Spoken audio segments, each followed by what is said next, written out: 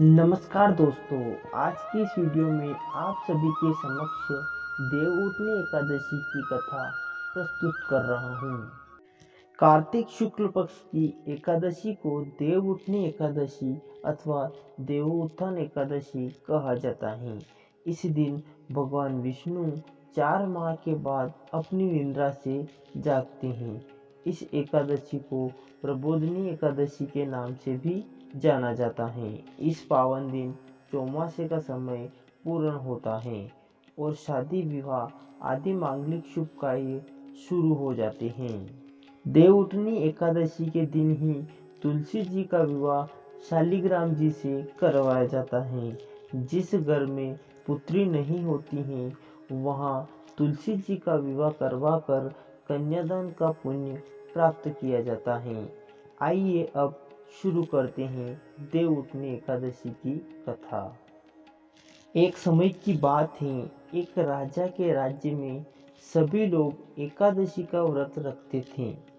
प्रजा तथा नौकर चाकरों से लेकर पशुओं तक को एकादशी के दिन अन्न नहीं दिया जाता था। एक दिन किसी दूसरे राज्य का एक व्यक्ति राजा के पास आकर बोला, महाराज कृपा करके मुझे नौकरी पर रख ले।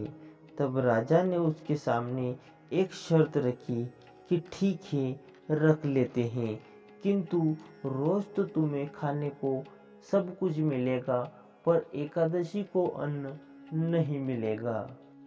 उस व्यक्ति ने उस समय हाँ कर ली, पर एकादशी के दिन जब उसे फलाहार का सामान दिया गया तो वह राजा के सामने जाकर गिड़गिड़ाने लगा, महाराज इससे मेरा पेट नहीं भरेगा, मैं भूखा ही मर जाऊंगा, मुझे अन्न दे दो। राजा ने उसे शर्त की बात याद दिलाई, पर वह अन्न छोड़ने को राजी नहीं हुआ। तब राजा ने उसे आटा दाल चावल आदि दिए। वह नित्य की तरह नदी पर पहुंचा और स्नान कर भोजन पकाने लगा। जब भोजन बन गया तो वह भगवान को बुलाने लगा, आओ भगवान भोजन तैयार है। बुलाने पर पीताम्बर धारण किए भगवान चतुर्भुज रूप में आ पहुँचे तथा प्रेम से उसके साथ भोजन करने लगे।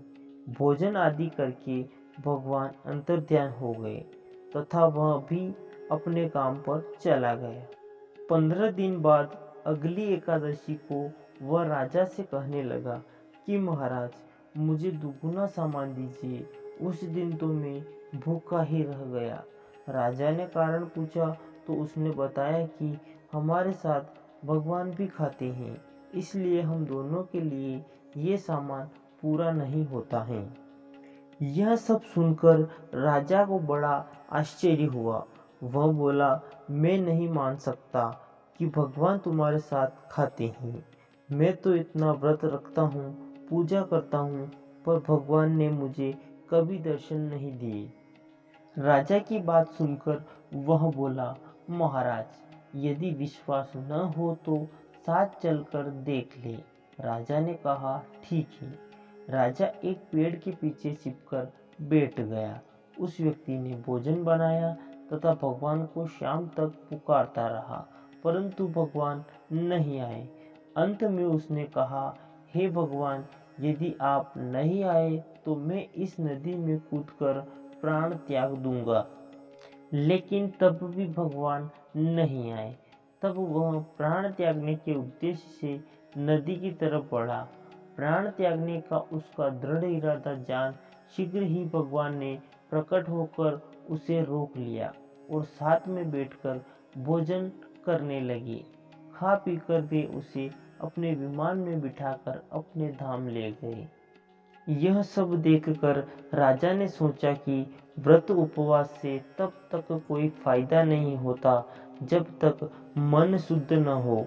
इससे राजा को ज्ञान मिला, वह भी मन से व्रत उपवास करने लगा और अंत में स्वर्ग को प्राप्त हुआ। सो दोस्तों, इस कहानी से आपको क्या सीख मिलती है आप कमेंट करके ज़रूर से बताएं। साथ ही अगर आपको वीडियो अच्छा लगता है तो वीडियो को एक लाइक ज़रूर से कर दें। साथ ही चैनल पर नए चैनल को सब्सक्राइब कर लें। धन्यवाद।